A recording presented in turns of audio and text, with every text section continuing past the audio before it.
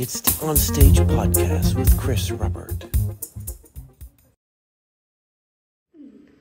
Okay. It's gonna be okay.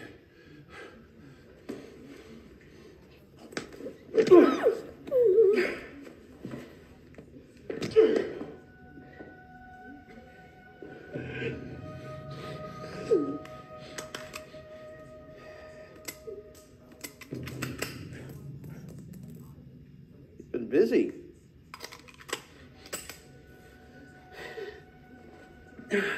Well, you wanted to meet me face to face. Here I am. Go ahead, speak your mind. Tell me what you're going to do to me. Just go. Just leave. No, I want to talk to you. There's something I have to ask you. Why were you in the car with Victor this morning? I wasn't involved. Welcome to another podcast for this new year, 2023, and almost at our 100th episode. We're actually on number 79, 80, so 20 more.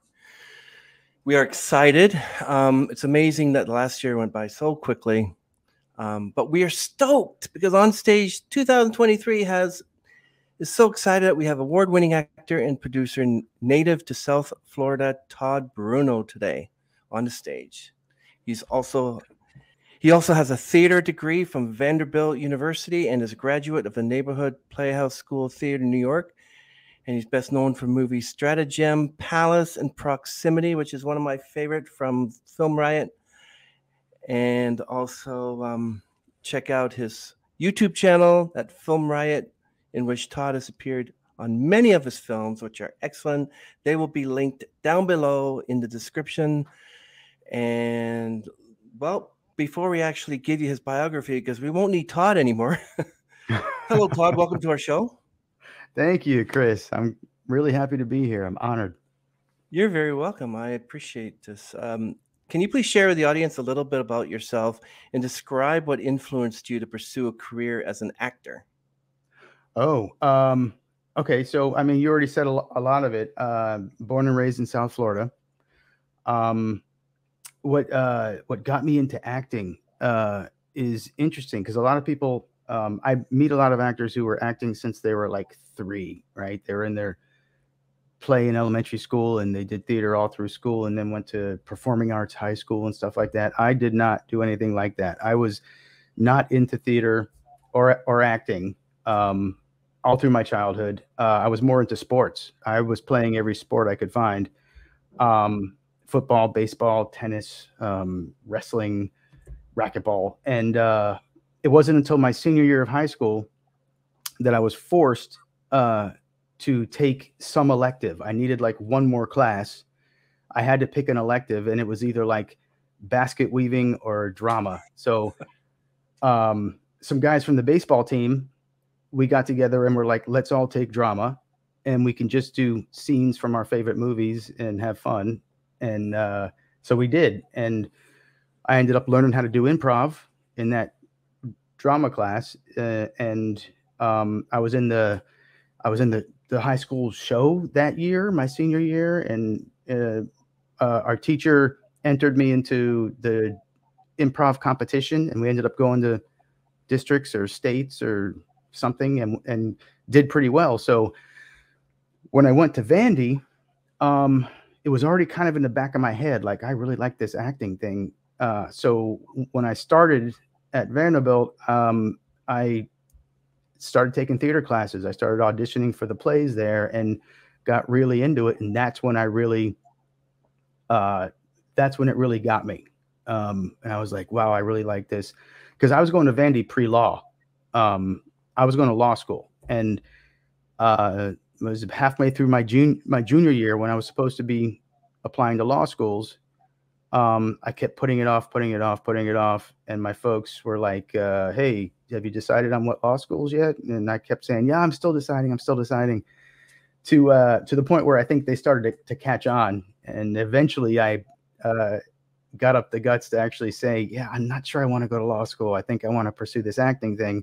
So we had a big talk, and my dad was in the Navy. and he was big on the Navy. He was like, you ought to really consider the Navy. It's a great life. You get to travel. I mean, they pay for everything. You get a great pension. So I started thinking about it. And this is right around the time the movie Top Gun was like huge. And all of us wanted to just fly jets, right? Everyone wanted to fly jets. And I was like, Navy, naval aviator. I mean, maybe that would be cool. So after Vanderbilt, actually my senior year at Vanderbilt, my acting instructors recommended that I go to the Neighborhood Playhouse. They were like, this is for you. This is the place for you. You will love this. This is right up your alley. But then I had the Navy in the back of my mind too. So I'm like, I'm going to take a year off. I applied to the Playhouse and got accepted, but then decided to take a year. I deferred for a year to think about things. I'm like, do I want the Navy? Do I want the Playhouse? So I decided I'm going to apply for the Navy too. I'm going to, because you had to apply to get into the aviator program, and it was really tough. You had to pass all these tests and blah, blah, blah. So I figured, okay, I'll apply for that. Maybe it'll make my decision for me, because I was really struggling with the decision. And I ended up getting accepted into that too. So I'm like, that doesn't help. Now I need to decide Navy or acting. And I eventually my decision was actually made in the supremely rational way of, well, Tom Cruise is an actor and he got to fly jets. So if I go acting, I can end up flying jets too. I can have the best of both worlds. So I'm like, okay, I'm going to the Neighborhood Playhouse. And that's how the whole thing started. I haven't looked back since. That is an interesting story. I really appreciate you sharing that. So no thoughts of going back in the military? You still get to fly jets, but they're more technologically advanced. Yeah, I mean, well, now I can fly jets from here, right? Like they have the drone. They're all going drones now, so I could go into the Navy now and fly drones from my setup right here, probably. That's true. It's a little late now. It's a little late in the game, and I mean, I haven't really regretted it. Of course, you always look back and you're like, I could have done this. I would have been more financially secure, and because acting's constantly a struggle. Like you're constantly unemployed, always. You're always unemployed. So the Navy would have had that financial security. Law would have had that financial security. But I decided to follow my passion, and I was lucky because my parents really supported me. They were like, this is what you want to do. You need to follow your passion, do what's going to make you happy. Because my dad kind of always regretted. My dad was a phenomenal golfer, still is. And he faced the same decision when he was my age back then. He wanted to become a pro golfer, but his family, his folks were like, no, you need something secure that has a future in it. You need to go to medical school. So my dad ended up going to medical school, became a doctor, and one of the most renowned doctors in the Southeast, actually. But he always, in the back of his head, he was like, I could have been a pro golfer. And actually, it wasn't until he retired from medicine that he actually got his pro golfer certificate. He was a PGA. He got certified by the PGA. He was a teaching pro. It still is. So yeah, there was that influence too, where my folks were really supportive, partially because I think my dad always had that in the back of his head. What if? That's interesting. I guess Tiger Woods is his favorite player, or is it? He likes Tiger. I don't think he's his favorite player. He really likes Rory. Rory McIlroy, right? Is that his name? Rory, please. I hope I got that name right. I'm going to be hearing it forever if I didn't. He loves Rory. In fact, he has Brad Faxon. I think those are his two favorites. But yeah, he's like way into golf. I have trouble just remembering the names. He can tell me every pro golfer and what their stats are and how they did in this tournament 5 years ago. But yeah, he's way into golf. So first you wanted to be a lawyer, and then your dad wanted to be a pro golfer. Any hint of an interest in golfing, or do you play the game as a sport?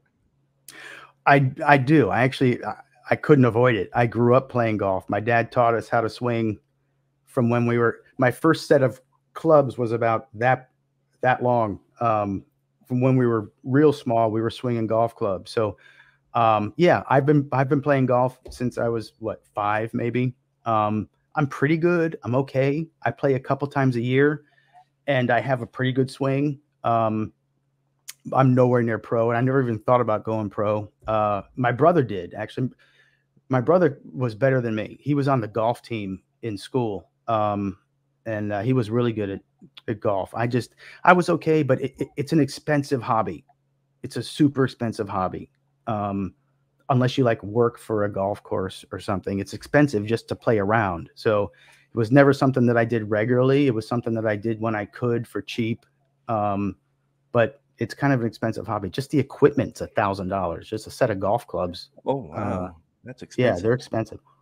That's probably why the clubs are over like what, 40,000 a year or something. At least once here in Toronto, 36,000 a year just for it's like ridiculous. Yeah, I don't even know how much they are here. My folks belong to Fort Lauderdale Country Club, and I know it's a lot of money. I don't know how much, but it's 40,000 a year. Sounds about right. So, okay, so that's interesting. I don't like golf, but I actually have gone on the golf driving course and drove like 100 balls, and I think I got one correctly. The others either went that way or they went down. But it's pretty difficult.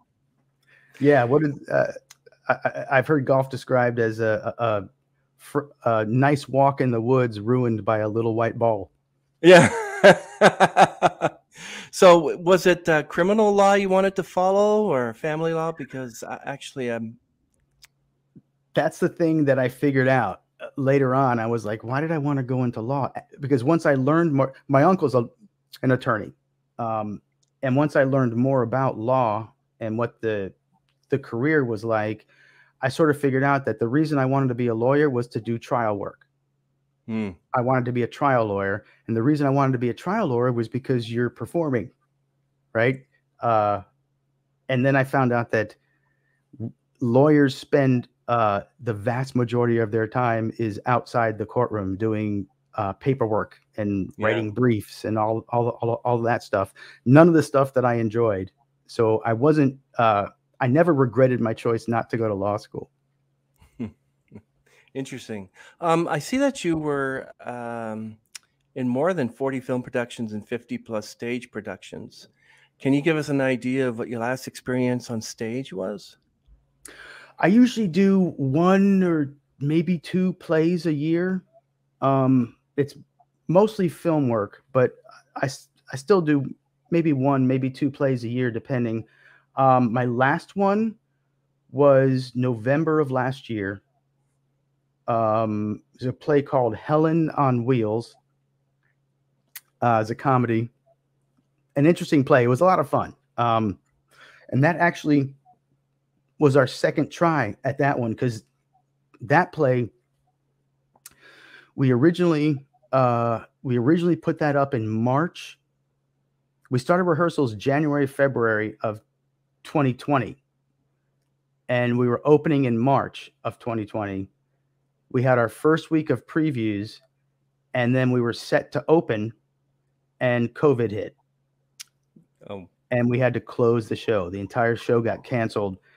So they had to put it off for a year, 2 years, all of 2020, all of 21.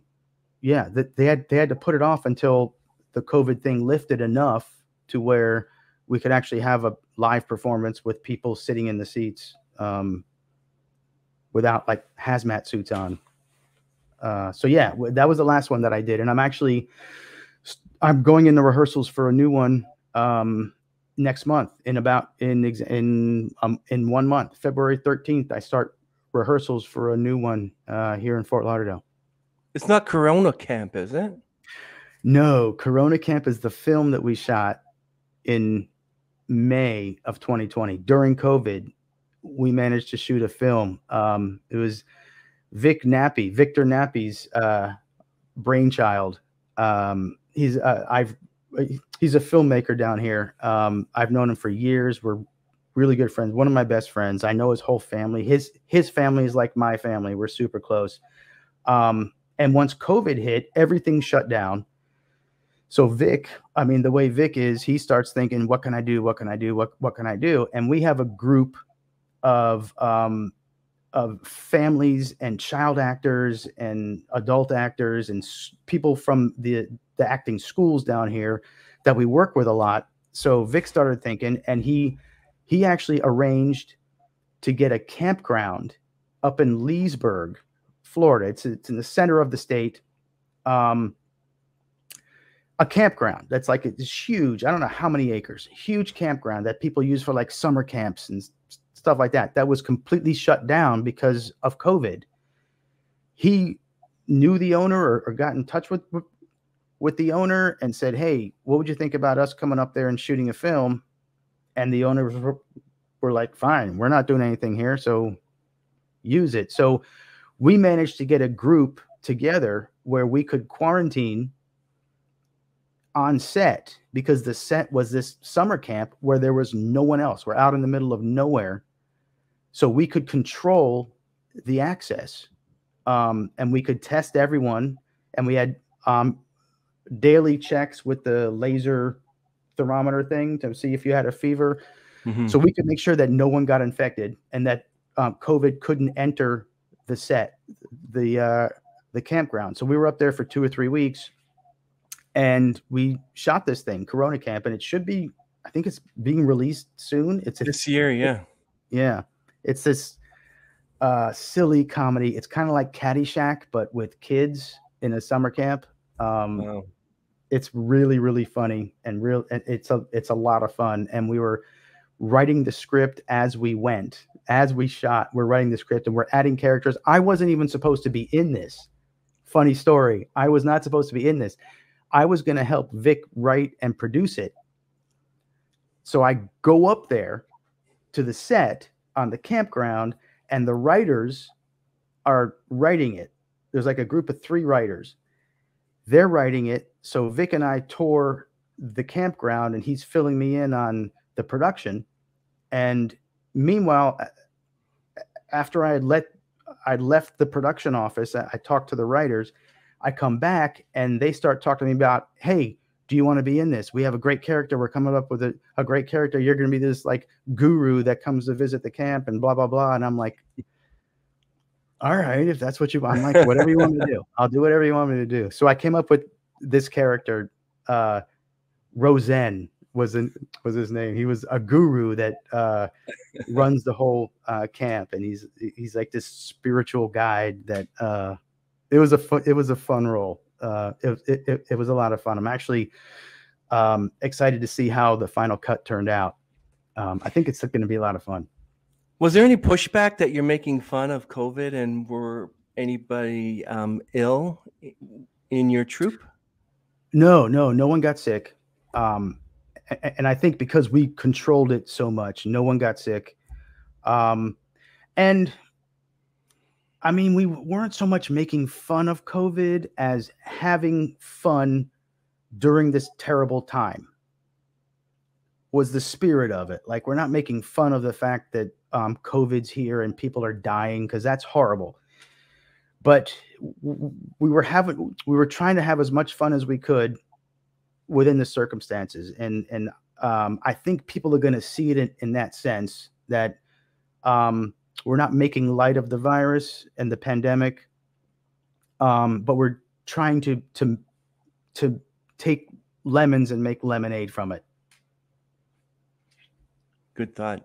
I know the pandemic really caused a lot of problems for a lot of opera singers, musicians. Some of them had to resort to performing online. I got familiar with Chris Mann and Randy Rainbow. He did the parodies.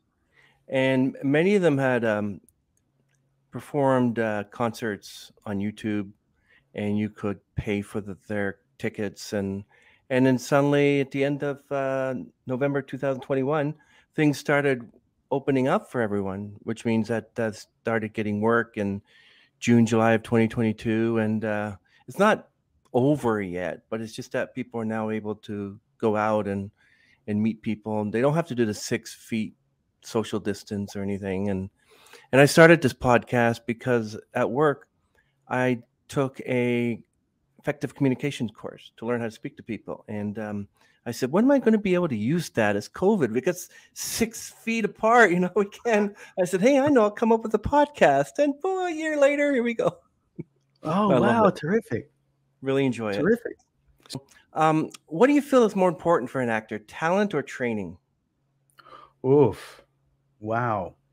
I thought you were going to start with easy questions. I did. Can you tell us a little bit about yourself? So yes, true. So wow, to choose one over the other, I see acting. If you're going to measure someone's acting ability, it's a combination of their talent that they're just born with, right? And then the skills that they add on top of that through training. So it's a combination. The combination of both of those, your talent plus your skills, gives your ability. To ask whether one's more important than the other, I mean, if I had to pick one, I'd probably say talent, because if there's one you cannot do without, it's probably talent. You have to have at least some talent. You can't have zero talent and just fill that meter up with skill from training. If you just don't have a thing for it, like, I'm never going to be a great basketball player. No matter how much I train, I'm never going to be great. I just don't have the talent to be great. And I think the same thing's true with acting. You have to have some talent, some natural talent for it. Then you can add, because people with lesser natural born talent, which we can't control, we're just born with it or we're not, right? So I'm born with a little bit of talent. That means that someone else is born with a bunch of talent. That just means I have to train a lot more to reach the same level of ability as they do, when they just have to train a little. You know what I mean? It's to fill the meter up, so to speak. So if there's one you absolutely need, I'd say it's talent, some measure of natural talent for it. But then there are people who are born with a little bit of talent, and they just train their butts off, and they're really good. Well, I've seen some really bad actors who are not talented, but I've seen some pretty good actors who were trained to be actors, and they're super talented. So I guess you're right in a way, but I think maybe I think there are some people who just suddenly just end up in front of the camera, and then they love them so much that they keep them. And many of them have not had actors training or went to any talent agency. Yeah, that's a thing. So there we're talking about celebrity versus actor, right? There are celebrities who get movies, they make really big movies. They're not actors, or what I would consider actors. They're not good actors. They may have a little bit of talent, but they have no training, not much ability. They're not really good actors, but they sell tickets. They sell tickets for whatever reason. They got really, really popular. They got fame. And the thing about the movie industry is it's a business first. The business supports artists and creatives, but it's a business first. So if a movie's going to make money, they'll cast whoever's going to make money for them. And I just had a conversation with someone a couple of days ago about a particular movie that really, really irritated me because it was horribly miscast, and it was a well-written movie. It could have been a really good movie, but they cast the absolute wrong person in the lead. And it's obvious why the studio cast them, because they knew this person would sell tickets. And it was a successful movie. It was a hit because it sold a lot of tickets. But it would artistically, creatively, it was a failure for me. because they cast the wrong person. Could you have made this movie, whatever is nameless? Would you have made it better if you were the one that was cast in the role? Well, I like to think so. I think I don't think I don't think I'm being arrogant if I say I would have given at least a better performance than the person they cast. Do you think, I know this is really late in the game, but do you think Will Ferrell was right for the elf part? Oh, Will Ferrell's brilliant. He's brilliant. I can't think of a Will Ferrell performance that I did not enjoy at least a little bit. Yeah. So I mean, he's a comedic genius. Yeah, I have no critique for Will Ferrell. I mean, even silly stuff like the cowbell sketch on Saturday Night Live, which is legendary. But With Christopher Walken, my favorite actor. Yeah. Yeah, it's a silly little thing, but I mean, you take a sketch about one word, and it could have been, that sketch could have been a flop really easily. But you have Will Ferrell playing the cowbell like it's his last breath, and it's just fantastic. So when you're handed a script, what steps do you take to fully understand the importance of your character to the story, and the first thing you do to research and approach a role? Wow. Okay. So my character's importance to the story. I'm not sure if I think about my character's importance to the story.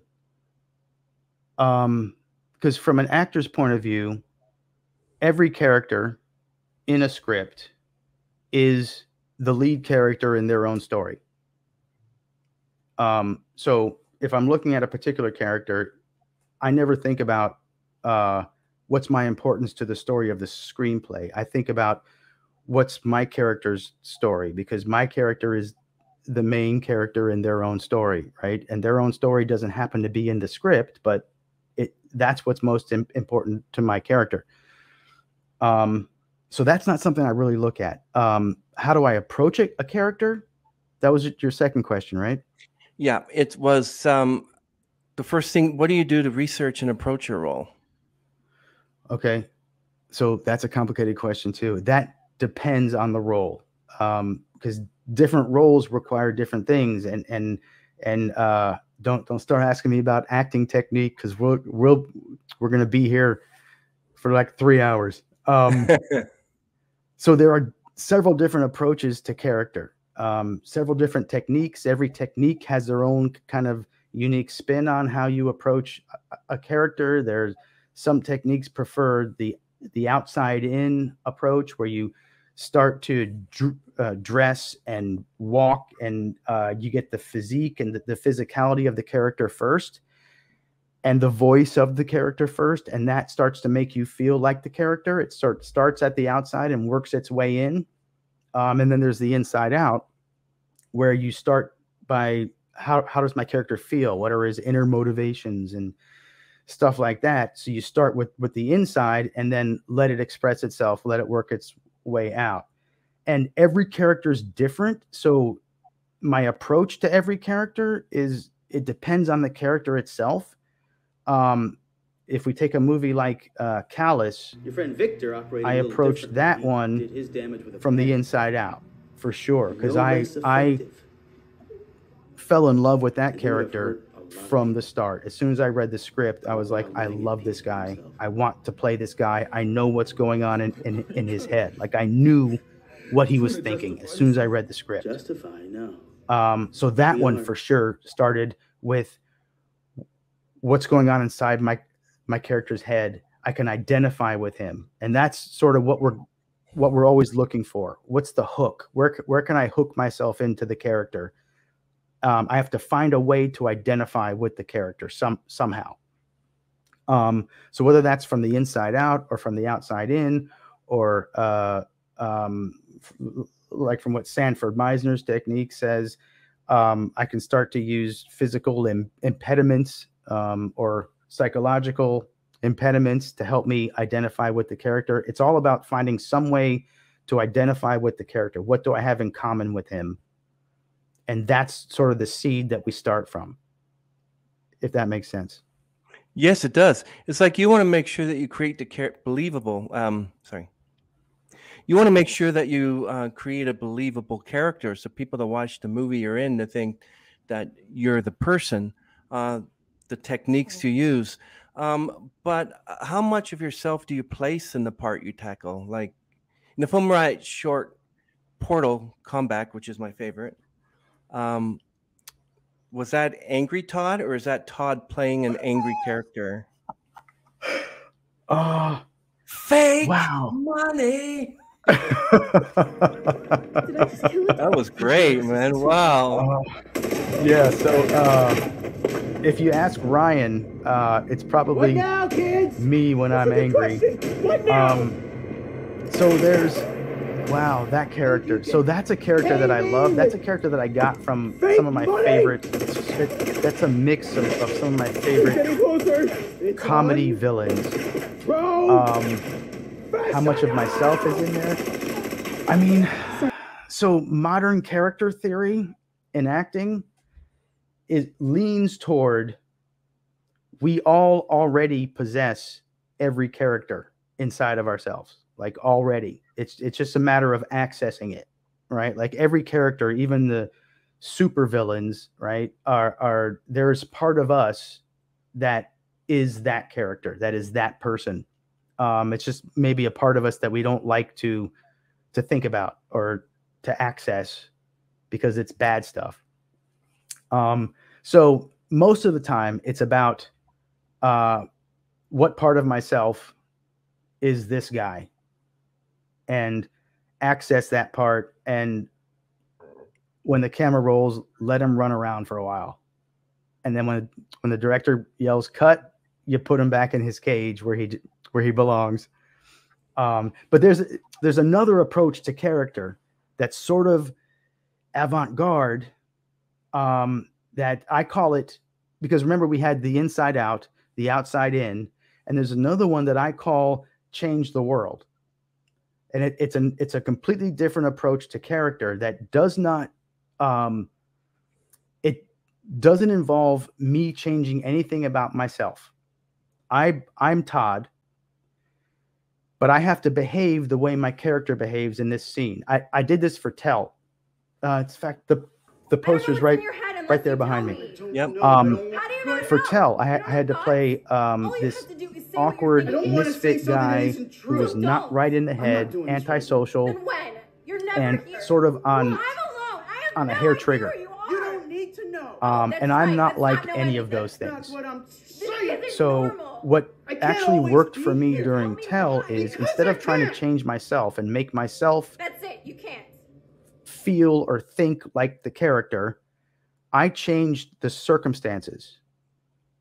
I'm doing a scene where I get into an argument with my girlfriend, and it gets to the point where my character walks out to his car, opens the trunk, grabs a hammer, walks back into the house, and beats her over the head with the hammer until she stops.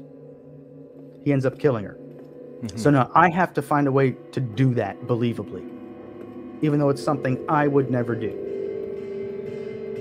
So one of the ways you can do that is, instead of trying to change myself, I change the circumstances. I change the rest of the world. I figure, okay, there is a situation that I can imagine where I would do that. Me, Todd, would do that thing. I would kill my girlfriend with a hammer. I can imagine a situation that would make me do that. My girlfriend's gone nuts. She's about to kill me. The only thing I can do to defend myself is to grab a hammer and hit her over the head until she stops, right? So I change the situation to something that would make me do what my character does. I don't change anything about myself. So that's another idea. That's just another technique you can use. And all these depend on the character themselves. It depends on what character you're playing at the time, how close they are to you, how far apart they are from you, and what's going to work for you for that role, if that makes sense. It makes perfect sense. But what about method acting? Well, what if you take that character home with you? Like, imagine the actor that played Jeffrey Dahmer. I mean, like Evan Peters.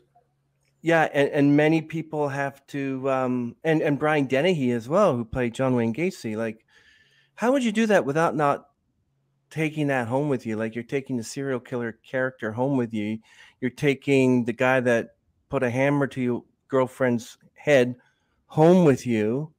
I mean, you're going to be known as, there's a guy that killed his girlfriend with a hammer. He is? Yeah, from that movie Tell. Didn't you see it?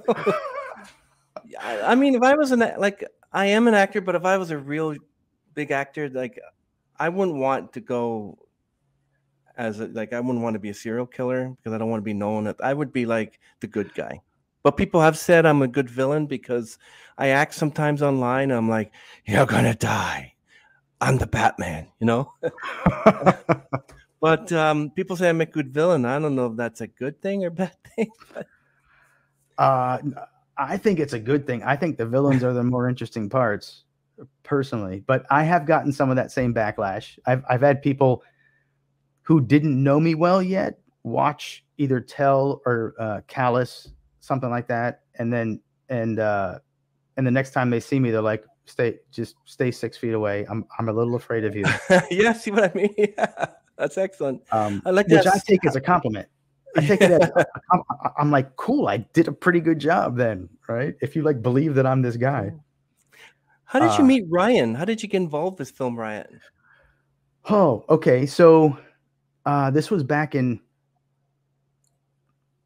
I don't remember the year. But I had just moved back to South Florida because I was in LA. I was living in LA doing the acting thing and was just starting to get some traction there. And we had a death in the family. My brother was actually killed in a freak car accident. I'm so sorry about that. I appreciate that. So I come back to South Florida here to be with my family because, you know, family always comes first no matter what. So I'm in South Florida and I'm thinking, I want to keep things going. I want to do something. I need to do something. So I start looking. I was looking in, maybe it was Backstage. It was some online casting site. And I see a listing for a short film being cast. And the description of the roles that they were casting. So I said, I'm going to submit for this. And they called me in for an audition. And this is an interesting story too, because my first audition, a couple days later, either Ryan or Brad called me and they said, we liked what you did. We want to offer you the part of Ray, who's the friend. And I was like, great, awesome. I'll be Ray. And they said, okay, great. We're still kind of casting some of the other roles, so we'll get back to you. And it was like a couple months later, Ryan calls me and he says, listen, would you mind coming in like reading again? So I'm like, sure, absolutely, whatever you want. So I came in and read with Ryan and Brad, and I think Bruno was there. Anyway, I read again for the lead part for Taylor. And after that, a couple of days later, they called me and said, we want you to be Taylor. And I later found out that the thing was they offered me Ray because I didn't physically fit what Ryan had written for the role of Taylor. Taylor was supposed to be this tall, lanky, awkward looking guy. And I am none of those things. So that's why they offered me Ray. They were like, you'd be a really good Ray. But then apparently they went and continued their casting up in like Orlando and some other places. And apparently Ryan didn't find anyone that he really liked for Taylor. So they eventually came down and settled on me to play Taylor. And Ryan's brother ended up playing Ray. Ryan's brother, Tim, who did a terrific job. He's a really good actor. He should actually have pursued that too, but he's too smart for that, I think. I know. Ryan gets all his family, like, most of them. Emily, and of course, yes. Josh. And are you talking about Proximity or are you talking about Losses? Because Losses was pretty good. And your part was very creepy. So now just get him on the phone.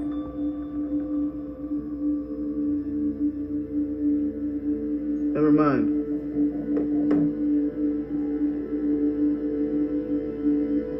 Sit down. Sit down!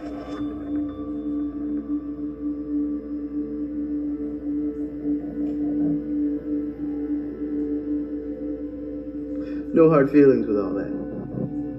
Consider it a test. Which you obviously passed. So the job is yours. You never said I wanted it. I didn't ask you if you wanted it. I'm not asking you anything. I'm telling you. I talk. You listen. And if you're still alive tomorrow, it will be because I allowed it! Don't forget that!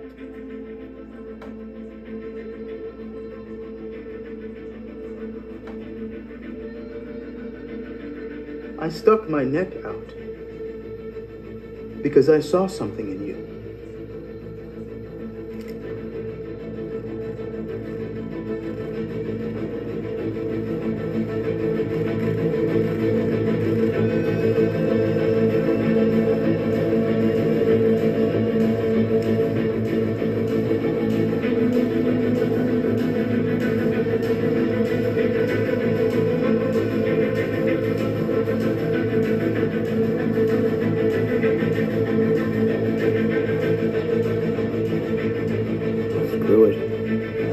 Very creepy. It's like both of you grab for the gun, you and Josh's character, and I'm like, oh my goodness. Yeah. You know? Losses was fun too. Yeah.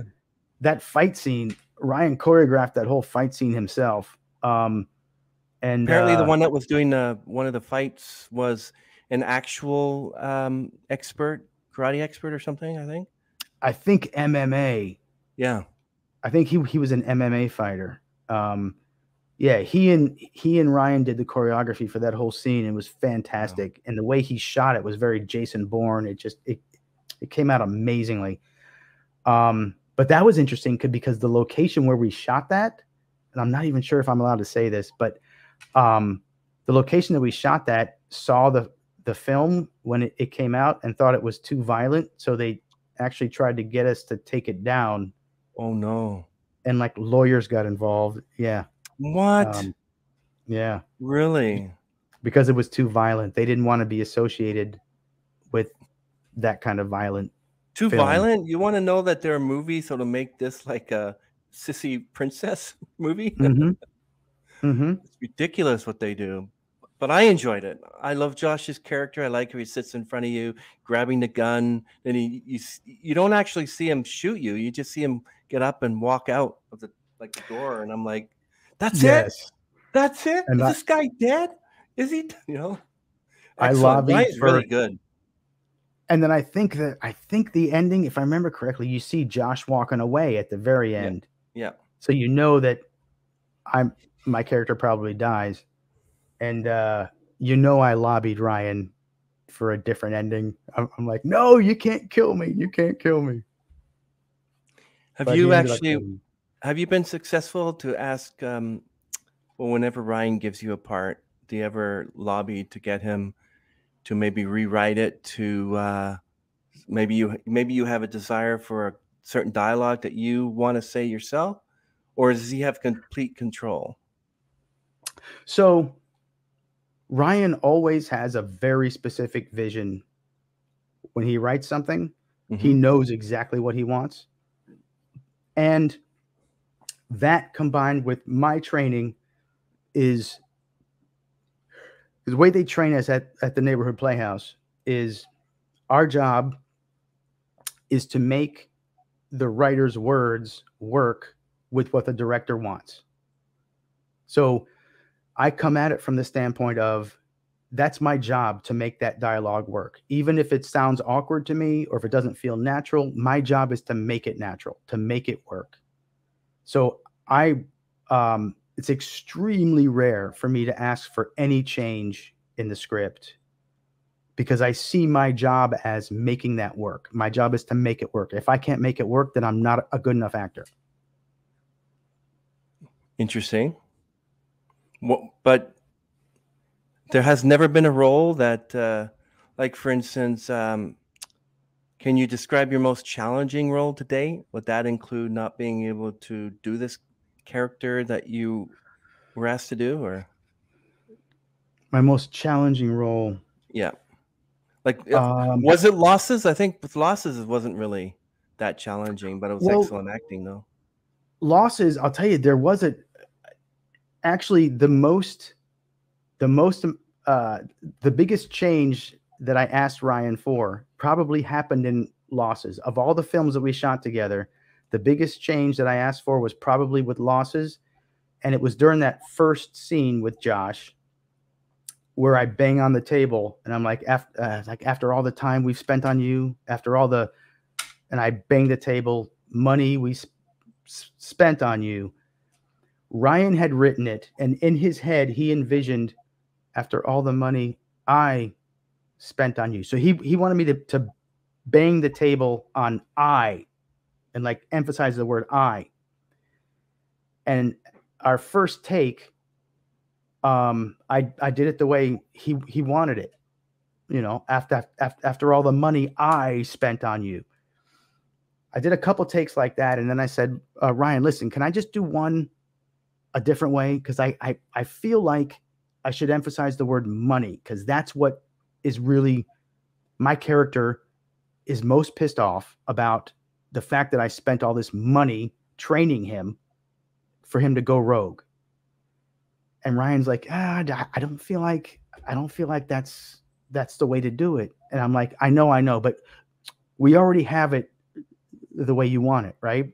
We have like 3 takes of that. So can I just do like one wild one and it's an option, right? And he's like, fine, do it. So we did a couple takes doing it my way, where I was like, after all the money we spent on you.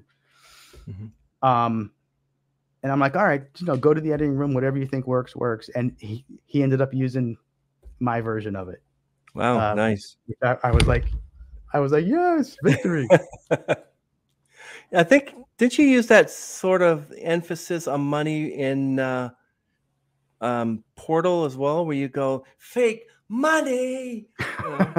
Isn't it the same thing? Yeah. So you can't get it out of your mind. But Everyone Tell and Losses in Proximity will be linked in the description, so check those out. Those are wonderful films. So how do you rehearse a scene in a movie if the other actors you need to interact with in the scene are not available? Like, how much alone screen time do you get? Alone screen time? Not much. So usually rehearsal on set is very, very, very limited. In film work, you need to do 90% of your homework needs to be done before you get to the set. Right. So I need to do all of my character stuff. I need to break down every scene, whatever we're shooting today. I need to break it down and know exactly what I'm doing before I ever get to the set. And then once I'm on the set, once I see what the set's like and what the other actor is, and I may or may not have even met them before, a lot of that becomes like improvisation and flying by the seat of your pants, like being super adaptable, because you don't know where the camera's going to be, what the set's going to be like, how much distance there's going to be between you and the other actor. Is there going to be a chair? You don't know any of that before you get to the set, and you don't know what the director's going to want you to do. So you can't really decide any of that before you get to the set. All I can decide is, this is what I want. This is what my character's here to do. My character's here to do this, and this other character's here, and this is what he means to me. This is my relationship to him. So I'm here to do this. It's super important, and I need to do it right now. And this just happened. Something just happened that threw me into this scene. Now I'm here, and there's something that I need to happen by the end of the scene we're in now. So all that creative stuff, right? The intangibles, I know specifically all of that. Then I just drop myself into the set and figure out what the set is. The director tells me where they want me to move and on what line, and I have to sort of quickly work all of those technical details into the stuff that I already have in my head. right? How does this fit into what I'm here to do and who he is to me? And how can I make this work with what I want? So there's a lot of like seat of your pants improvisation going on once you get on the set. And you may get 1 or 2 rehearsal runs once they get the setup ready, because they spend 3 hours setting up the shot and then they're ready for you, and they want to roll camera and shoot so they can move on to the next setup. So you may get 1 or 2 rehearsal runs and then they want to shoot. So in those 1 or 2 runs, you need to be able to figure out, okay, this is what I'm going to do here, and I need to adjust this in my head so that the director wants me to sit on this line. So I need to adjust this in my head to make me sit on that line. And then something has to make me get up on the next line because the director wants me to move over there. So I have to adjust this in my head. That causes me to get up there, right? So you have to do all this sort of on the fly in the moment and make these adjustments and make them work within the director, what the director wants. Like the picture the director wants, you need to make that look completely spontaneous. That's the real challenge on a film set, is making what the director wants look completely spontaneous. And you get very little rehearsal. It takes a lot of practice to get that technique down. I think that answered your question. Did that answer your question?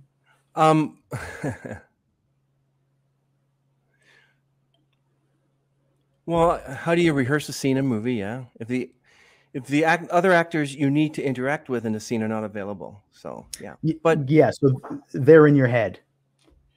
You imagine them. What about real life situations? What have you had a real life situation? Well, what if you had a situation happen to you in your life that you'd never acted in the movie with that scene, but it happened? For instance, you're in the bank where it's being robbed, and one of the guys with the shotgun puts it towards your forehead, and you're standing here like this. What would be going through your head? Would you use, well, I guess it's real bullets, you wouldn't use one of your characters, but what would go through your head? So you're saying if I have to play a scene like that? If you had to play a scene like that, yeah. And that's like something like that's never actually happened to me. So what do you do, right? So there are a couple of ways you can approach that. I prefer Meisner's way because I was trained in the Meisner technique. It's what I love. And I love how Meisner says you can use your imagination to play a moment that you've never actually experienced before. So all I have to do is imagine, what would I do if I were in this situation? What would it feel like? Using all 5 of my senses, what they call sense memory.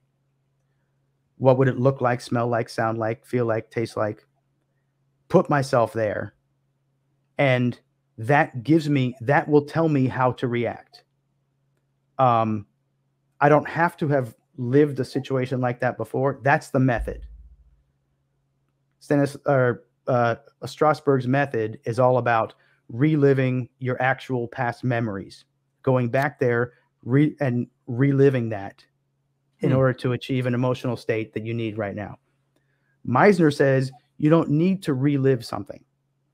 Make up a memory. You can actually implant a new memory using your imagination. The same thing we do when we dream, right? We have dreams that trigger emotional states, even though the dream's not real. It's not really happening, but we still have an intense emotional response to it. We can do the exact same thing purposely. I create a situation, I insert myself into it, I record through all my senses what it feels like, looks like, smells like, sounds like, tastes like, to be there. What happens next? I go through that entire scene moment by moment and record every single detail. I'm implanting a new memory. Now, when I get on set, I just go back into that memory. Instead of recalling a real memory, I recall the one that I made up, the one that I created. And I put myself back in that situation, and it triggers just as intense an emotional response as if I was going back to a real memory, something that I actually experienced. Your brain doesn't know, the emotional part of your brain doesn't know the difference between a real memory and a memory that you created. So you can get the same emotional response from a created memory. That's amazing. Good answer. Well, so there's a great scene in the movie Callous with Sergio has Victor Ramirez, right? You're on the phone with film producer Steve Carron's character Joe, and it's a classic shooting scene starts and suspenseful, but you're on the phone. Now, are you in that proximity, or is your scene filmed later? Oh no, you yeah, don't really they know shot how it. Yeah, my half of that scene was shot, I don't know, maybe a week later. I don't know, several days later. Nowhere near, a completely different location. I think my side of that scene, is that the scene where I think, I was in a neighborhood because I was parked, my character's parked outside Sergio's character's house. We don't know it yet, but I think that's that scene where I'm listening to it and I'm actually parked outside of her, because right after that I knock on her door, his wife. So yeah, we shot that. I don't remember when or what order they were shot in, but a completely different day. I wasn't even on set when they shot that scene. The shooting half of the scene, the half with Sergio and Steve, I wasn't even on set that day. It was a completely different day where I shot my half of the scene where I'm on the phone with Steve, and it was a PA or someone on set was reading Joe's lines while I was reacting to it. That's another challenge of being on a film set. If you're shooting a scene like that, you're reacting to like a PA reading the other person's lines, who may not always be delivering the lines the way the actor would. So you have to insert, okay, this is the way he would be saying it. It's a challenge. It's a good scene too. I guess you had to watch the movie to see how it was all put together. To see how. So like all your movies, did you have to watch Callous in order to see how that scene was put together? Oh no, that was in the script that way. It was written in the script like that. So I knew they were going to be cutting back and forth. I knew the way they were going to cut it together. And I knew Steve, so because I had done a scene with him before, so I knew his character, and I could imagine that Steve was in my head as Joe while we were shooting my half of that scene. And I knew what was going to happen. I knew what the scene was going to be, so I kind of knew what Brad wanted for that one. It was fun though. It was a lot of fun. That part in the beginning where you go outside in the rain and you shout or scream, where do you go to practice loud vocal exercises like that? You find a cornfield somewhere. So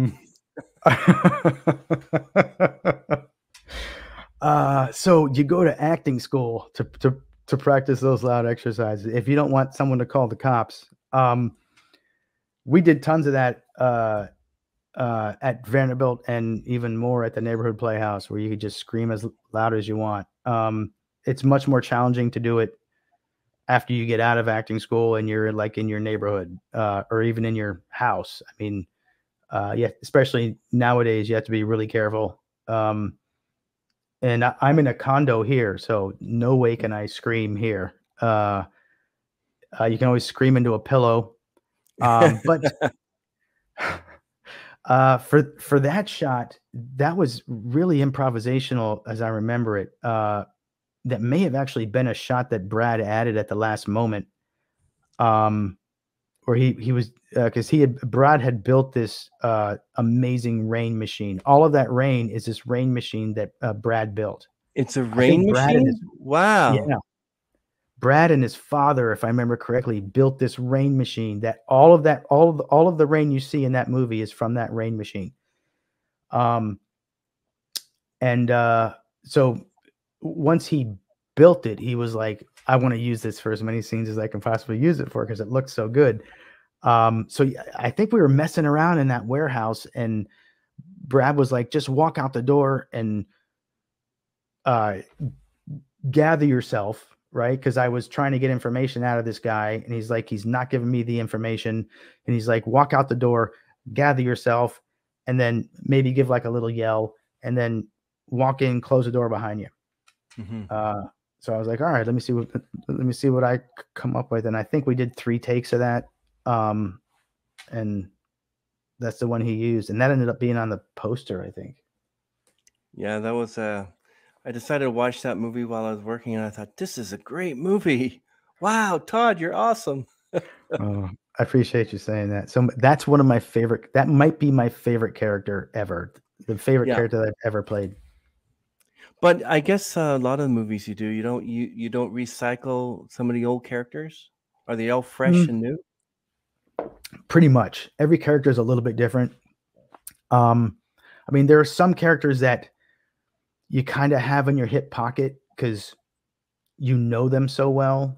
They're kind of archetypes that you just, I know this guy. And I may use a version of him for this film and a slightly different version of him for this other film. But I don't think I've used the same exact character for any 2 films that I know of. I mean, Losses, my character in Losses is not that far from the guy in Callous. I mean, they're in the same ballpark, but for me anyway, they're different. They're very different in some key areas that to the extent that I would say, no, they're different people in my head. I don't know. When I was watching you, many of those moments, I'm thinking, okay, Portal can be in a sequel to this movie. So what happened at the end of the movie is you grabbed the money.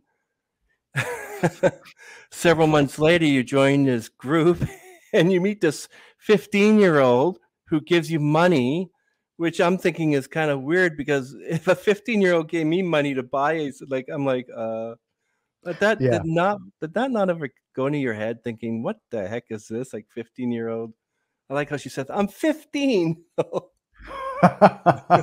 Yeah. It was funny. Strangely enough, yeah. See, I completely understand why you would ask that question, but it honestly, and now it seems silly to me that it never entered my head that's ridiculous. And I think that's the character I saw, the one that you run Portals. That's the character. Like some of parts there were, and I'm thinking you must have recycled that character from the movie there. Oh, I see what you're saying. Portal combat and Losses. Is that what you're saying? Some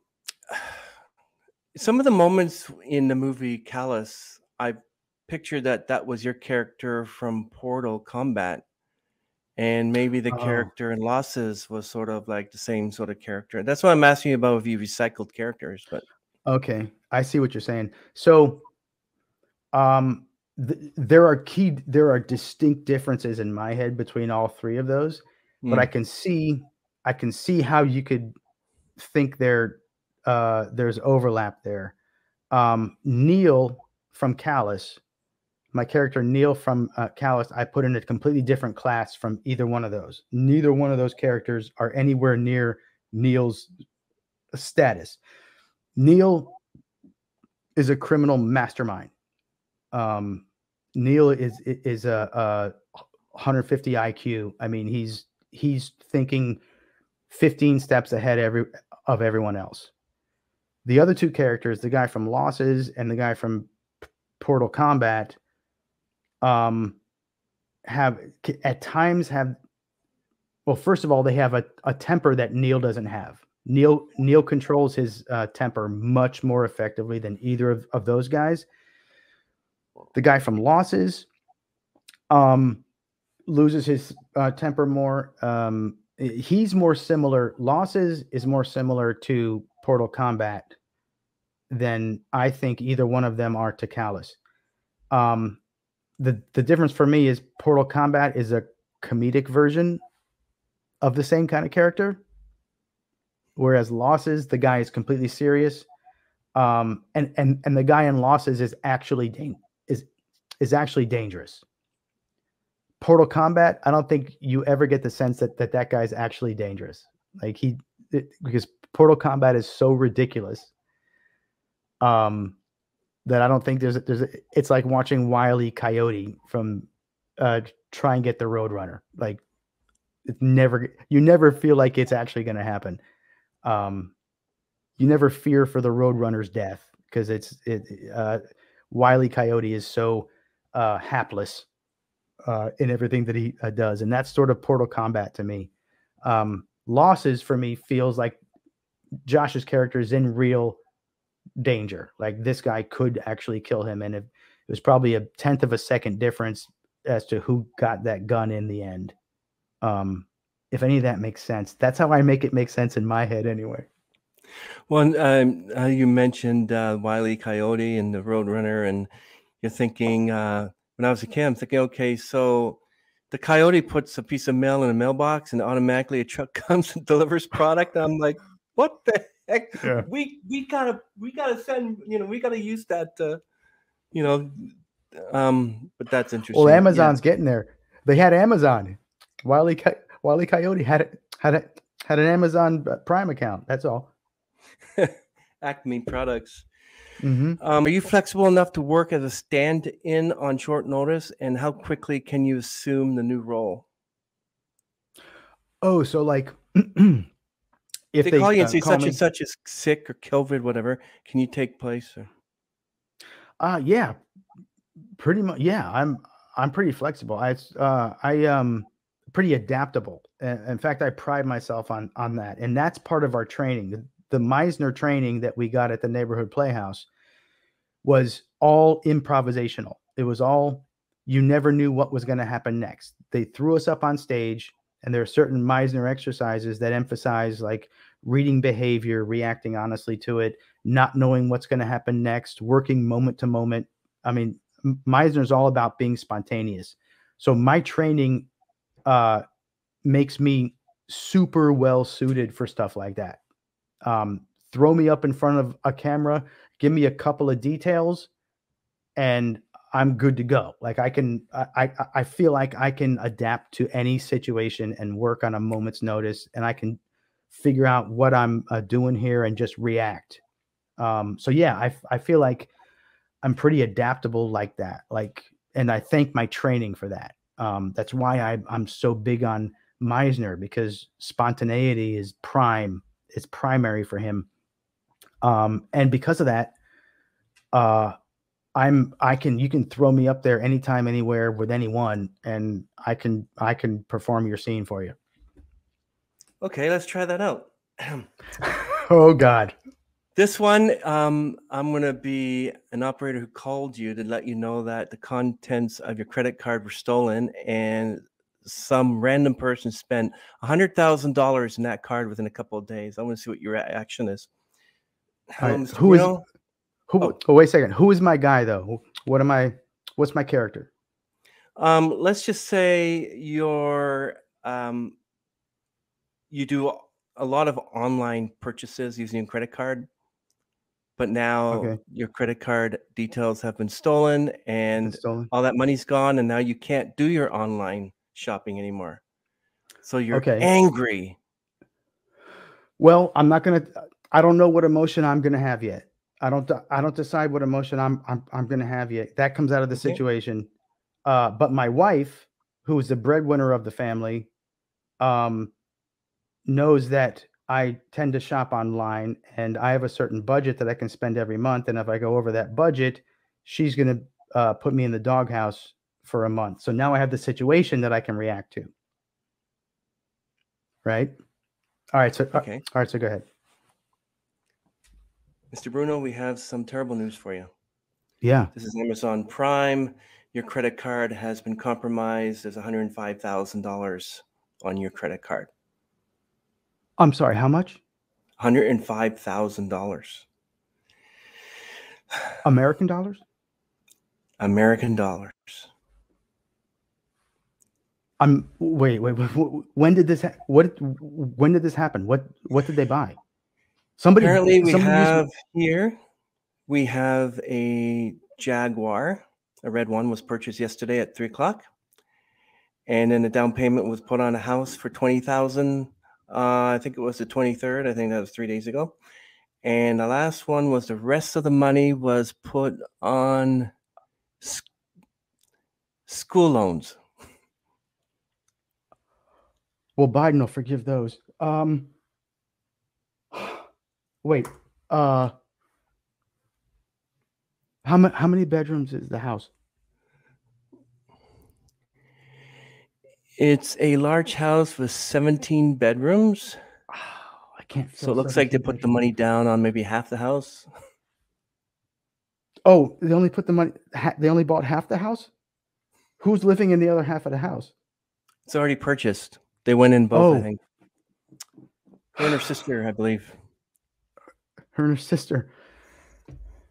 Okay, so okay, maybe I can live in the other half of the house because I'm definitely getting kicked out of this one. That's hilarious. I love it. That honestly, that was the best reaction. I love it.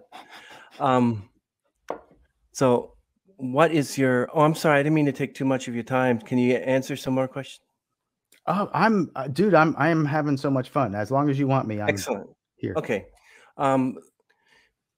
What is your dream role? Whew.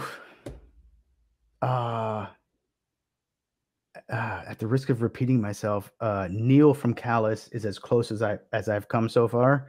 I think something like some friends of mine, filmmakers and writers, did a modern adaptation of The Count of Monte Cristo,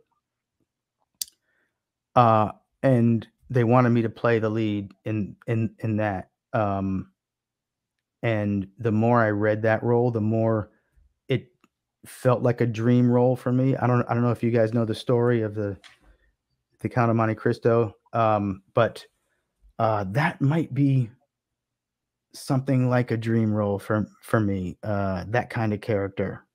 The idea of like being thrown in prison and rotting away and then having a rebirth and then seeking revenge against the people who ruined your life. And the culture involved, the learning involved, all of the lengths that character goes through in order to achieve his goal in the end of revenge.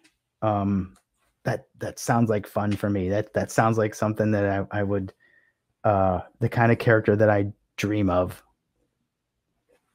That's as close as I can come right now. Maybe Benedict, Shakespeare. I think it's Much Ado About Nothing. Yep. I think Benedict is the guy there who doesn't want to get married, is like against women.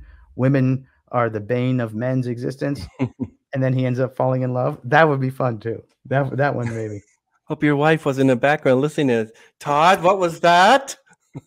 I'm actually not. I'm not really married, so yeah. So I don't have to worry about that. That part where you said that one of the movies that Ryan did was funny, is that something you want me to delete? Because if Ryan watches this, he's not going to want you to appear in any of his movies anymore. Which part? I said. You said that one of the. I think it was Losses or not Proximity, Portal. I think you said was kind of like a funny movie. He didn't intend it to be funny. He did intend it to be funny. Yeah, it's supposed he did. to be a Oh, okay, I misunderstood. Yeah, okay. Yeah, it's a spoof on that whole Portal craze that was going on there. Emily's part was supposed to be a comedic role from the beginning. Emily and Josh are hilarious, and the fact that Josh rides in on his bike, I mean, that movie's like, it's meant to be a comedy for sure. That part was funny, and he's eating food while you're in this, like the chips. Yeah. And you're just standing there looking. That's classic. That was a classic scene. Tell me about Boyfriend Killer. Why did you want to be in Boyfriend Killer? Wow. Boyfriend Killer. I think that one's still playing on Lifetime. My uncle, one of my uncles, still calls me or texts me every time that comes on Lifetime just to make fun of me. Boyfriend Killer. So Barbie Castro, I had known her for a little bit. I respect the hell out of her. She like makes her own movies like from the ground up and then gets them on like networks like Lifetime. I respect that so much. That's really difficult to do. So when she contacted me about Boyfriend Killer, I was like, yeah, whatever you want to do, Barbie.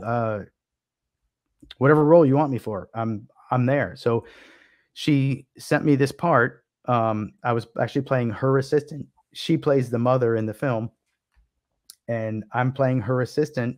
And I was like, great, this sounds like fun. Love it. I mean, it was actually a role that that had some meat to it. It was an interesting character for me and a different character, someone new, someone that I hadn't really played before. So that was intriguing to me. Because every time I read a script, if the character in the script scares me, then I know I have to do it. If it's like, oh, I don't know if I can do this guy. I don't know if I can play this. Then if it's offered to me, I know I have to accept it. And this role was one of those. So then interesting story, actually. So I go for the fitting for the wardrobe fitting, and I meet with the costume designer, and she's great, actually, and she's brilliant. She does all the cruise lines, by the way, the one who, and I cannot remember her name right now, but she's brilliant. I meet with her, and the first thing she says, she walks in, she says, okay, so how far are you comfortable going with this character? And you can't ask me that, because I come from the Neighborhood Playhouse. Like, we go, like, how far can I walk without falling off the edge of the world? That's how far I'm willing to go, right? So I'm like, as far as you want to go. And she's like, okay, cool. So then she's like, I'm gonna come up with some cool costumes for you. And that's where all of my costumes came from. She's like, my character was the one that she could play with. So she has me walking out in lederhosen and a hat and all kinds of weird stuff. And people make fun of me for that today still. But I got to keep a lot of that wardrobe, actually. And it's really trendy. It's really like fashion forward stuff. So that was a whole lot of fun. And the director for that was really cool too. And I'm forgetting his name right now too. And he's going to hate me for it because he's local here and I love him, but I'm forgetting his name. I apologize. Oh my God. Man, he's directed me in a couple of things and he's great. I love him. And I'm sorry, I'm just under the gun right now. The pressure's getting me. I can't remember your name. But that was a lot of fun. And it was a SAG film. So anytime you get a SAG film, it's like, yeah, you kind of need to take that because we need to get paid every once in a while, you know?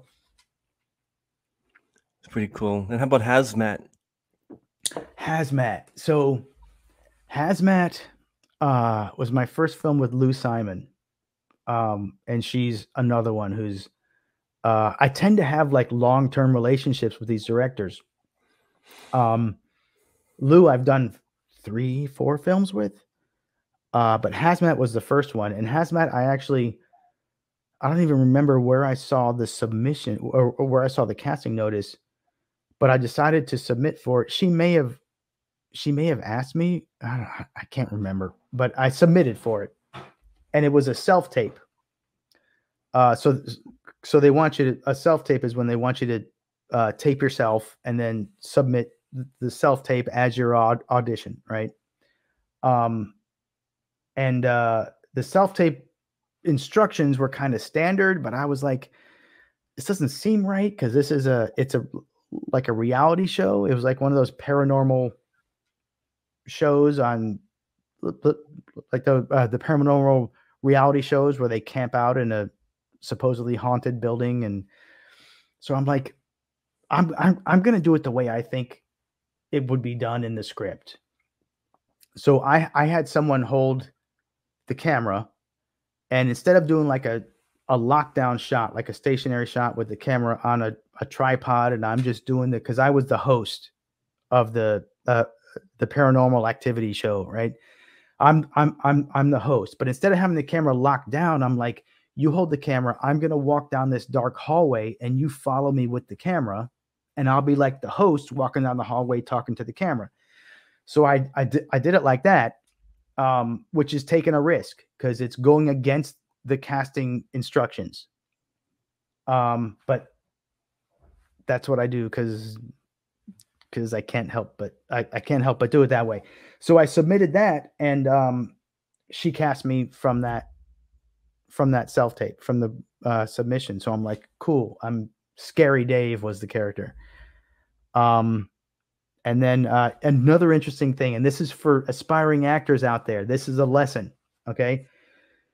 She cast me. Lou Simon cast me, and then they set the shooting schedule, and they set the date for the table read, right? And the table read is when the entire cast gets together, along with the crew heads, and read through the entire script, so that the cast gets used to who you're going to be playing off of, and the crew can get an idea of what the cast members are like and what the shots are going to be and what the dynamic is, right?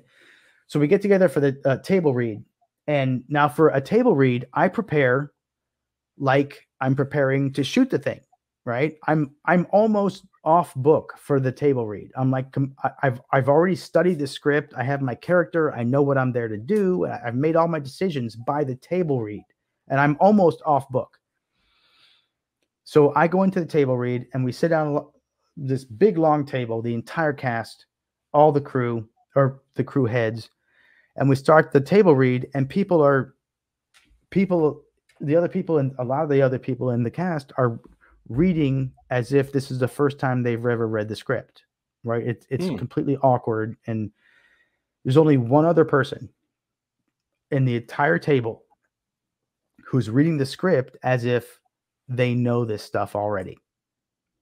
There's only one other person that has prepared, and that was Aniela McGinnis, who was playing my girlfriend in the film. We were the only two who were prepped for the table read. And actually, 2 members of the cast got fired after the table read. That's how important it is to prepare for the table read. Why? Because they didn't. They just read it like robots or something. Well, they weren't prepped for it. They figured, I'm just going to show up. I don't need to read the script yet. We're just going to be reading, right? No, you need to prep for the table read.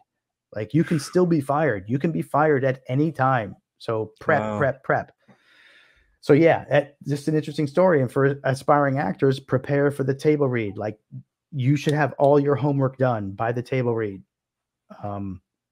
Anyway, I thought that was an interesting story because she and I instantly bonded from that moment. And we had never met before, but we instantly bonded because we were the only 2 people in the room who had prepared for the table read.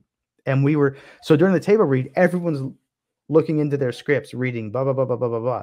Her and I, when it comes to our stuff, we're looking at each other. We're talking to each other because we already know the lines. Wow. We were the only 2. It stuck out in my head. Wow, I didn't know you could do a table reading, get fired because you're not prepared for the role. Did Ryan ask to do a lot of table readings? No. I don't remember any table reads that Ryan had. And a lot of that may have been because he was doing rewrites right up until we were shooting. That may have been the reason for that. I never remember Ryan ever doing a table read. No, most of the time it was he just kind of gave us a script and said, here's the script. We're going to shoot it in 10 minutes. Let's see what you got. And then me and Josh would go and try and learn it. But no table reads for Ryan that I can remember. Maybe one for Proximity. Maybe. I'm not sure, but Proximity was written in 3 minutes. So I doubt it. I kind of doubt it. Proximity is an interesting story too. Wow, 3 minutes. Proximity. Well, do you know the whole Outsiders story and how Proximity became? I do. And it was an interesting concept. I think you were prisoners or something in a futuristic time or something. I think that's why you had the buckles around your ankles, I think. Yes, except that wasn't the original script. Oh. The original concept and the film that we had been in pre-production for months for. We were in pre-production for at least 3 months, maybe more, for a large budget short, a 30-minute short, like a $300,000 short called Outsiders. That was a zombie flick. It was a zombie flick, completely different script and this thing was big budget. There was tons of special effects, visual effects. In the end, we blow up an SUV. I mean, there was pyro. Yeah, it was big budget. And we're in pre-pro for, I don't know, 3 or 6 months. And then I fly out to Texas to shoot it. And the money that we were supposed to be getting never ended up coming through. Oh. So, and suddenly, like on Friday, we're supposed to start shooting Monday. On Friday, we find out the money's not coming. So now we have Saturday and we have people flying in. We have crew and cast members flying in, literally in the air, flying in to shoot a movie that we now don't have the money for. So we take stock. What do we have? We have a bunch of equipment. Sponsors had sent equipment. We had the brand new Canon had sent their brand new the C500, which is a beautiful camera. Rode had sent sound equipment. We had crew members already flying in. Nothing we could do about them. But suddenly we can't shoot what we intended to shoot. So we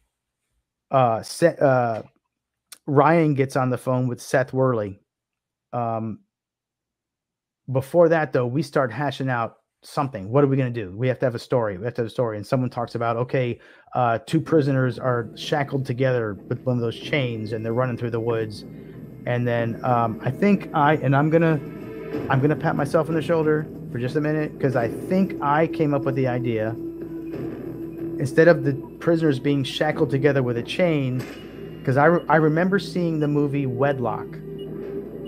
I don't know why I watched this movie.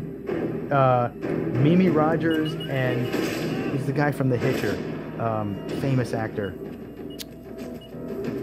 from The Hitcher. Anyway, they're in this movie called Wedlock, which is about a prison, and the prisoners all have neck collars. There are no fences on the prison, so you can leave whenever you want, but your collar is electronically connected to one other prisoner's collar. And if your collars get too far apart, they all explode. Oh, wow. And that was the premise of this movie, Wedlock. And that's why no one tried to escape from the prison. So when Ryan's talking about, oh, they're shackled together with this chain, I'm like, what if it's like Wedlock, where it's not an actual chain, but it's these like ankle shackles that are like electronically connected, and if they get too far apart, they explode.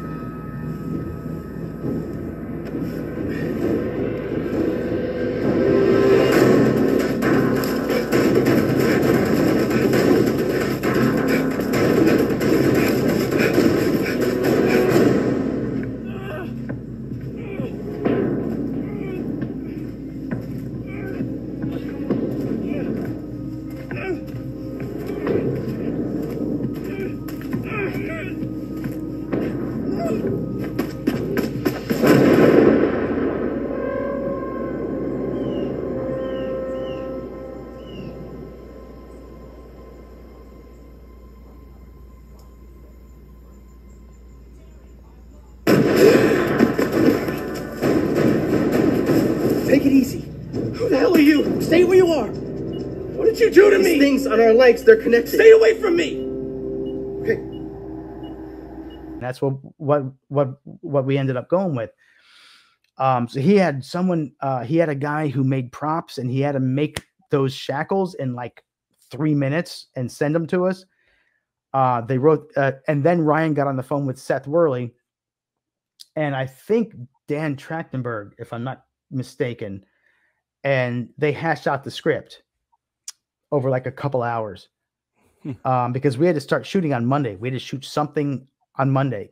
And so over the weekend, we got all the resources we had together, the script, the props, the wardrobe, the location. We got everything we had to get to start shooting Monday. And then, cause we only had Monday through Friday to shoot, and we got rained out a day and a half in there. If you look at the BTS for proximity, you'll see us sheltering under this tarp while it's pouring down rain. So we ended up only having like 3 or 3.5 days to shoot the thing. And that's the hardest shoot that I've ever been on. That's the most difficult shoot that I've ever been on, for sure. 100%. So many things, including we almost got killed. Like we almost got bitten by a snake. Whoa. Yeah. A ton of stuff, between, getting big. Yeah. We're literally in the middle of a shot in that scene where I'm chasing Josh. We had done a couple of takes where I'm chasing him down this path, right? And we're shooting it in the wilderness, right? We had a ranch to shoot on, this huge ranch. I don't know how many acres, because it's in Texas, and I don't even know how they measure stuff, but it's huge. And half of the ranch was developed. The other half had not been developed yet, so it's still wilderness.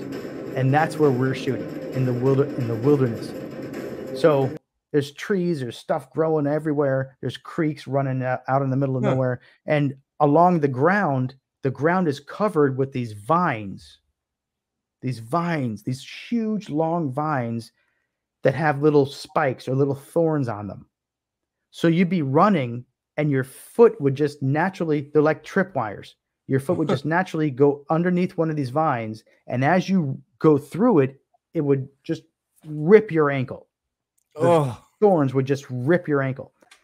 So both Josh and I were both constantly, our ankles were just torn up with this stuff. And then there was I think the shot that Josh and I almost both died there. Ryan wanted to get, and by the way, stop me anytime I'm going over, but this is all really cool stuff, I think. So there's one shot. Ryan wants to get this shot where Josh and I are running through the woods, but he wants it to be a tracking shot where it looks like the camera is going alongside us. As we're running, the camera's running with us, but we couldn't do that. We didn't have tracks. We had nothing like that. So Ryan comes up with this idea, brilliant, like 200 IQ idea, where he's going to hold the camera at one point, and Josh and I are going to run in circles around him, and he's just going to rotate with us as we run. So he's like, all right, this is how we're going to do it. So he's like, Josh, all right, you stand there and you're going to run in this path. They like actually hacked out a path around him. So it's the same radius from the camera. So we're going to stay in focus. And this is the path we have to follow. We have to run as fast as we can. So Josh goes, and Ryan has Josh run, and he's twirling and twirling and twirling and twirling, faster, faster, faster, faster, run faster, run faster. And Ryan has Josh run almost to the point where he vomits. And then, and when Josh is about to collapse and vomit, Ryan says, okay, sit down for a second. Todd, get up here. Your turn. And he has me do the exact same thing. Run circles, circles, circles, circles. Till I'm about to, I'm like, oh my God, Ryan. He's like, okay, cool. Sit down. Josh, get up again. Go. So one after another, he would have us run circles around him until we're about to vomit. And then he would have us sit down and the next guy get up. Go, go, go.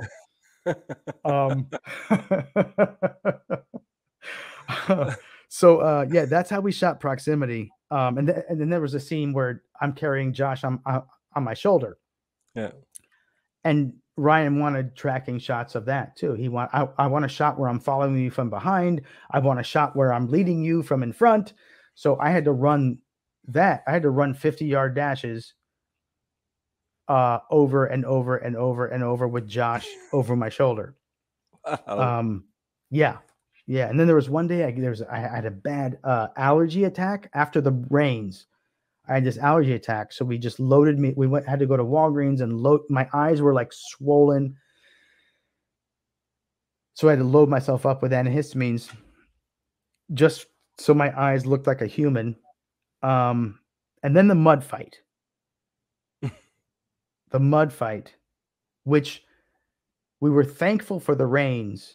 We got rained out for like a day and a half, but we ended up being thankful for that because the creek that Ryan wanted to shoot that mud fight in was dry until we got rained out for a day and a half, and the rain filled it up. So it was nice and full of mud now. So Ryan's like, yes, we can shoot the mud fight, which we choreographed the night before with I'm gonna forget J Rod. I'm forgetting your name, dude. I'm so sorry. The guy who I was in the fight with, and I cannot remember his name right now. Oh my God, J Rod. I want to say J Rod. Anyway, this is how I am under pressure. Anyway, he actually did stunts. He's like amazing at stunts. So he could like choreographed with me the night before the whole fight scene, or at least the broad strokes. But we choreographed it in like Ryan's house, in a room in Ryan's house. So we had no idea how this is going to map to the creek that we actually have to perform this in tomorrow morning. So the morning comes and we just kind of wing it and improvise, but because we know the broad strokes and what has to happen, and then this has to happen, and we're just like trying to make it look real.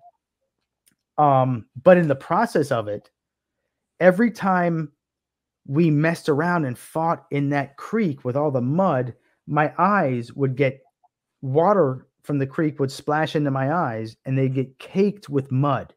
Whoa! Like underneath my eyelids, mud. To the point where after every take, I couldn't open my eyes because it was too painful. Because opening my eyes would cause all the grains of sand to rub against my corneas.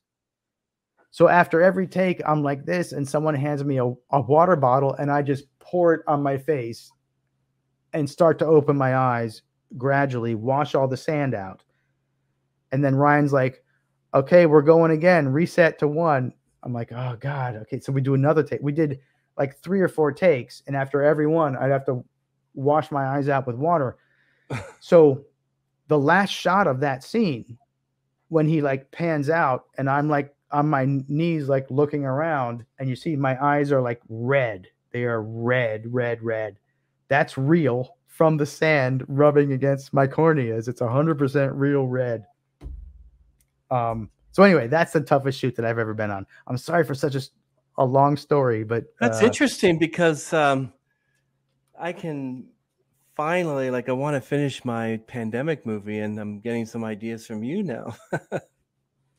Good, take them, use them. We all steal from each other. Steal the idea. As it's okay to steal an idea as long as you make it better somehow. So all you have to do is add something and make it better.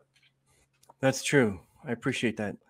What about working in costume and environments with stage lighting? I know that the lighting gets really hot, and then the costume you're wearing, you start to sweat. I notice times when I'm watching a movie, you see, if you look at the person, their brow is sweating, and I'm thinking that's the lights. It's got to be the lights. How do you deal with that? Yeah, it depends on the shoot. Most of the time when I notice it, it's armpit sweat. But depending on the set, I mean, sets are notoriously, if it's an indoor set, they are notoriously frigid. Like they're super cold for that reason, because they know the lights are going to be so hot. But nowadays, they're using pretty much all LEDs, which put out a fraction of the heat of incandescence. So that's not so much a problem anymore, but it's also the reason why they constantly have either the makeup crew head or makeup assistant is on hand as you're shooting, so she can touch you up and get rid of if there's too much shine. But then again, shine is what's in now. When I did Bloodline on Netflix, the makeup consisted of just a shine. They literally put shine on my face. There was very little actual makeup. It was just shine. And if you watch Bloodline, you'll see. And maybe it was because it took place in South Florida. They expected everyone would have like a layer of oil sweat on their face at all times, because that's what it is in South Florida. I don't know. But that's what the makeup was. They did not worry about taking away shine. Now it's all about like having the right amount of shine. So, but beads of sweat are a different story. And that's something the makeup crew head would, or the makeup assistant would take care of. I don't remember it being a particular problem that got in the way of anything. I mean, in proximity, I'm sure we were sweating like crazy, but it fit the character and the situation. So they probably didn't do anything about it, because it was like, yeah, your character would be sweating right now, so we're just going to leave it. I know that Brad's rain machine that he made for Callus used a hose, I think connected to a PVC pipe, a really long PVC pipe that they had drilled holes in at strategic spots. How do you get along with most of your actors and actresses that you work with? Like, for instance, the one that you worked with in Tell, and she knew that, oh, Todd's the one that's going to kill me. Shayna. Yeah, Shayna was great. Yeah, we got along great. I mean, and for the stuff we had to do, like, it was important that we got along and that we trusted each other. That's super important. In fact, we played a trick on Ryan during that shoot. I just remembered. And it wasn't our idea. It was Brad and Bruno's idea. Brad actually is the one who directed Callus. Brad was the DP on Tell, and he and Ryan are cousins. But so during the shoot, we're shooting Tell, and Brad and Bruno like 3 times come up to me, and they're trying to convince me to play a trick on Ryan where I just freak out on set and do like a diva thing where I get super pissed off and just storm off set. And I'm like, I don't feel like I can do that. Like I would get like stressed about it. I'm like, I don't know, right? Because this was my first film with Ryan. Like, I'm like, I don't feel like I know him enough yet, and blah blah blah. So by the end of the shoot, I felt like Ryan and I had already gotten like, and Ryan and I have had this like communication where he would say like one word. His adjustments after a take would be like one word, and I would know exactly what he was talking about. Like we'd shoot a take, and Ryan would say, maybe, and I'm like, I know what you're talking about, and we would just do it. So anyway, by the end of the shoot, they're still trying to get me to do it. So I go to Shayna, and I'm like, I'll do it if you do it, but no one else can know. And eventually the whole rest of the crew had to know so they could play along. But we did the scene where I'm trying to hack her arm off with the hacksaw. We orchestrated this whole thing, Shayna and me, about how we're going to get in a fight during the shot and start to yell at each other. And then I'm going to storm off set, get in my car, and leave. Like I'm quitting the film. And we actually did it. And they kept rolling camera while we were doing it. And that footage is somewhere in the BTS or something. Wow. Yeah. And Ryan was freaking out. Ryan's like, what's happening in my film? What's happening in my film? But we actually did it. It was a great trick. Anyway, the point of that is it's really important to get along with your fellow actors. Like you have to develop the trust. in order to let yourselves become vulnerable to each other, because that's key. Like what they told us at the Playhouse is the great paradox of acting is that you have to be completely vulnerable yet completely secure. And in order to let yourself be vulnerable, you have to develop the trust with the people you're acting with. So it's super important. And I don't think I've ever had a huge problem developing that kind of trust with anyone that I've worked with. Do you have the ability to mimic accents and dialects as the character demands?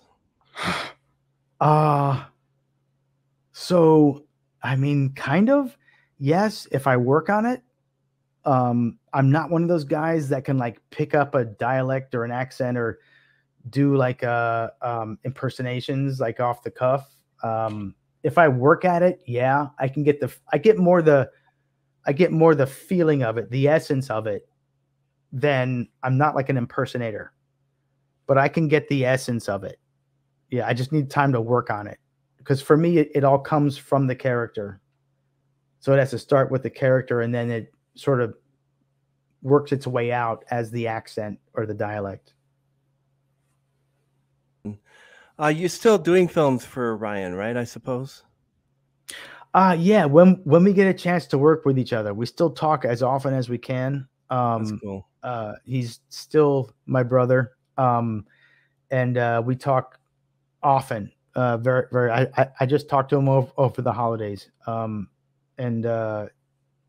he and Kai and the family, I love all those guys. They're like my second family. So yeah, we talk often, and we're still, I mean, he's still trying to do his thing. He wants to get his feature made. And I'm still like, let's do something else together in the meantime. Right. So we're still trying, but yeah, I love Ryan and Josh and all those guys, Tim, everyone there. I miss all of you guys. The Texas crew. Well, I hope that they watched his podcast when it's up, and then you never know. Ryan might reach out to me and say, "I want to be on too." You never know. So, what social issues do you consider to be important? Recycling. Do you like the things that Greta Thunberg are trying to do with climate change? Sure. I think climate change is important. I think to overlook the importance of what's happening to the climate, whether it's natural or man-made, the effects are going to be the same.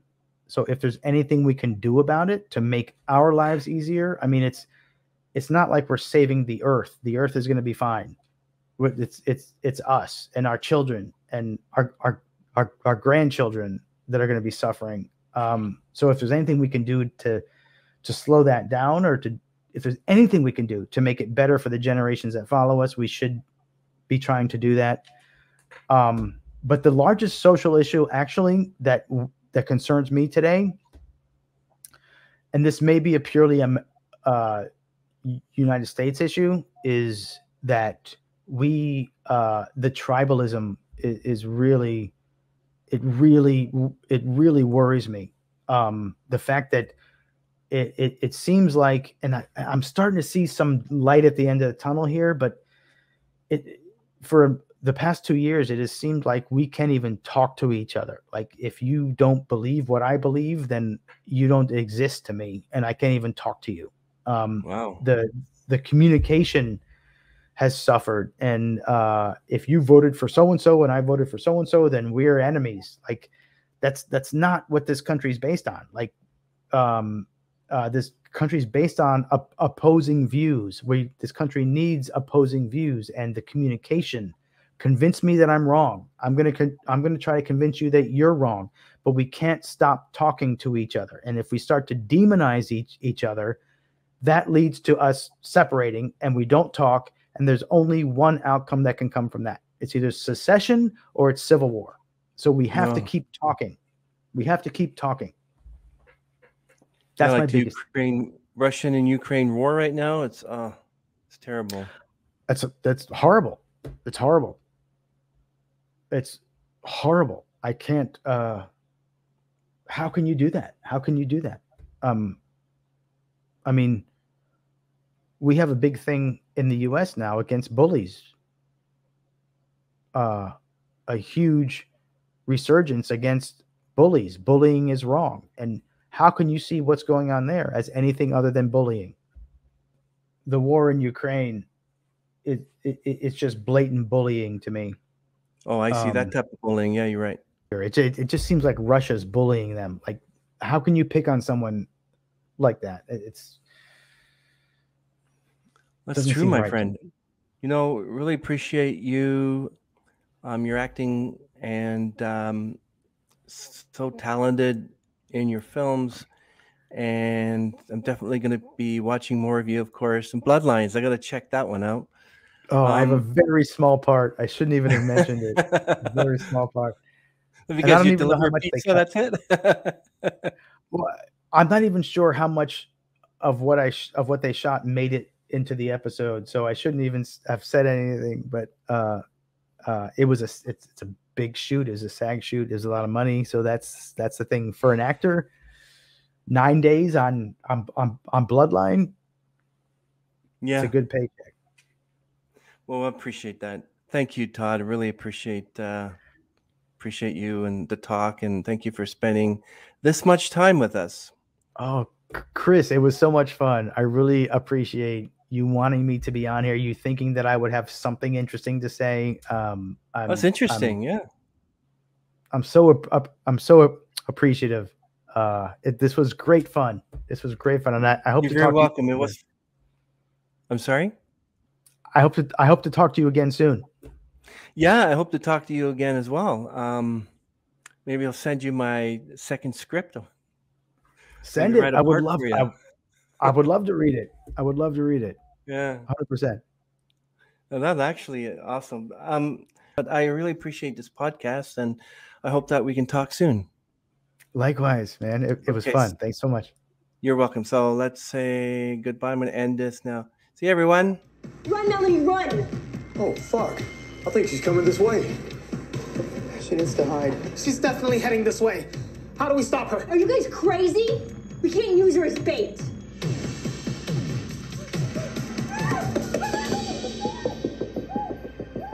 Where is he? He's around the corner. Open the door. What if we... If we don't open, she'll go out the front door.